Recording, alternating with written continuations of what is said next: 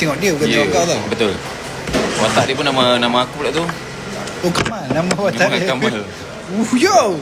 Ui, kau dapat. Dia kata dia kalau dapat tu dia kena macam buat gaya kan kalau dapat. Janganlah. Boy. Setiap apa yang dia bagi kau kena buat gaya. P3. Oh, P3. Oh. Saya nak sangat jumpa Abang Syafiq. Saya hari-hari jumpa Syafiq ni. Kalau boleh, tahulah. Dia tak nak dah jumpa.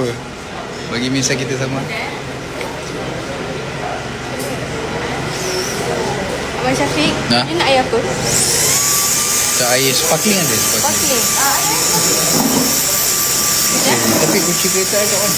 I dah bagi aku belen dah. Dia dah tukar dah. I tak sure. Nanti check balik. Okey.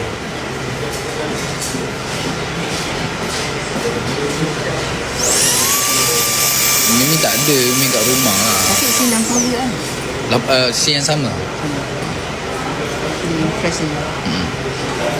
Kayak gitu kotor. Kuasa apa ni? Mal, dia kata kuasa betik satu kali. Kuasa betik. Masa betik. Itu tu.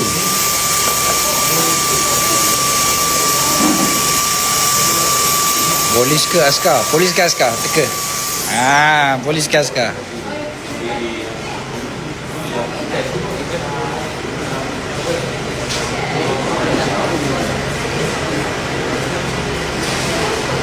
Askar. Kereta tertutup lagi. Tak off lagi. Tak off. Dah off. Dah off kan? Dah off. Lampu Lampu masa tak mungkin setengah jam masih ada kot. So kita transport Jaya Gamri pula. Okey. Okay guys, makin banyak masalah sekarang. Bye. Tak, saya pula tu kereta tu. Ya, bukan untuk jadi momoknya.